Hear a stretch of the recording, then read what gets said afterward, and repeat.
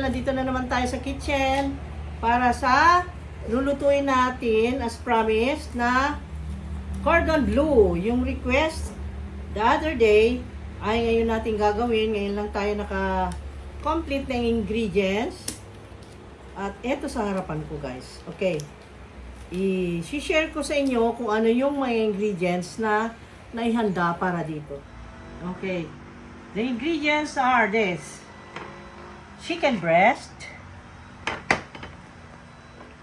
mortadella,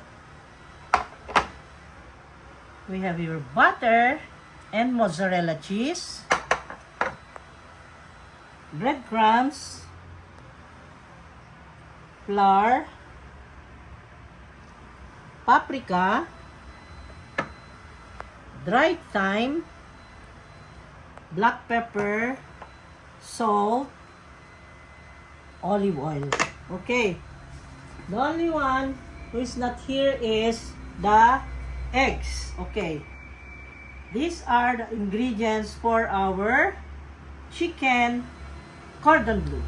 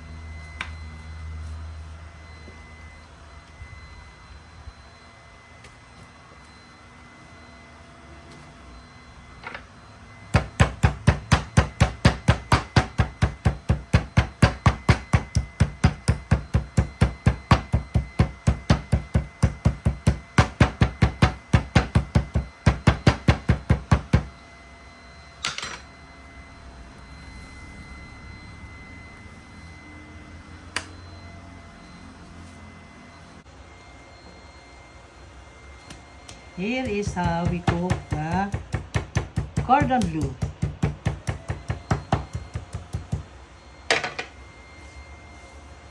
Okay. Then, like that. Okay. And then, balot.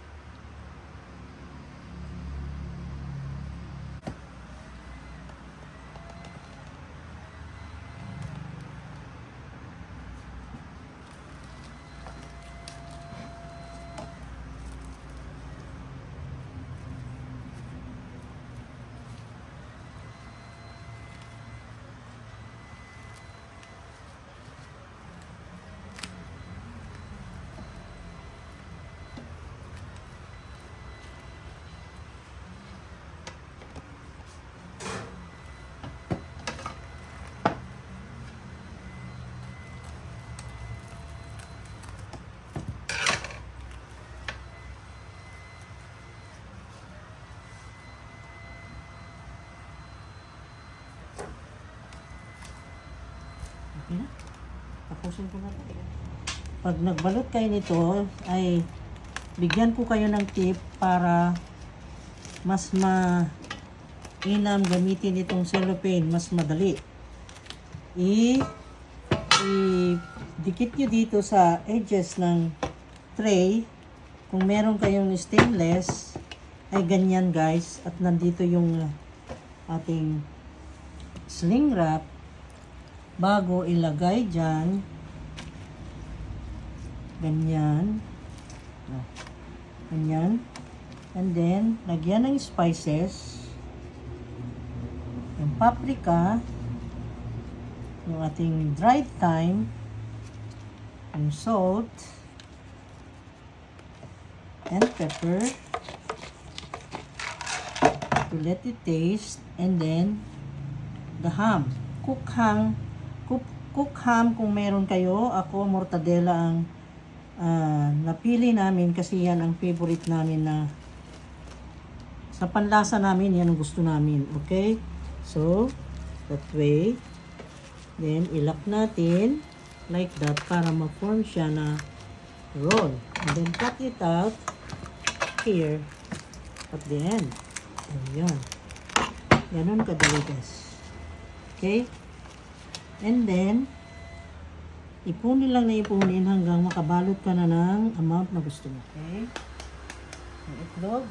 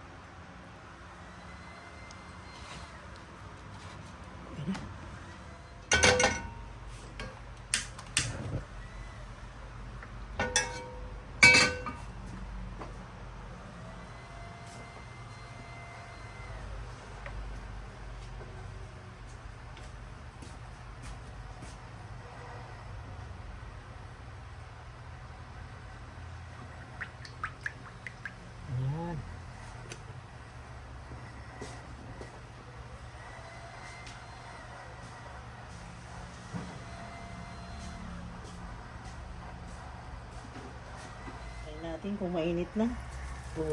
Mainit na. Okay, let's do this.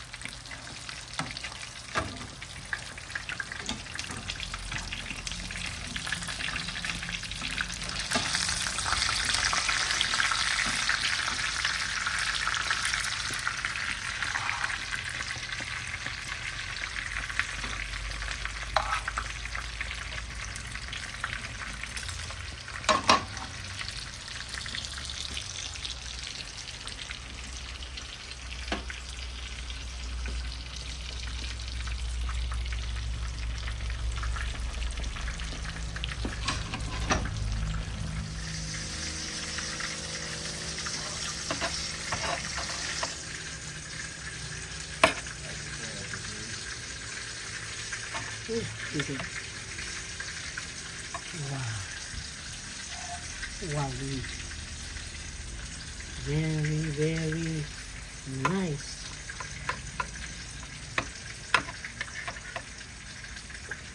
Ang init lang. The cheese. Wow. Look at that.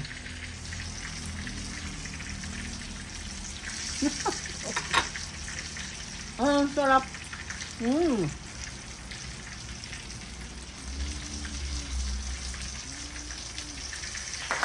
lamay lang. 2 thumbs up.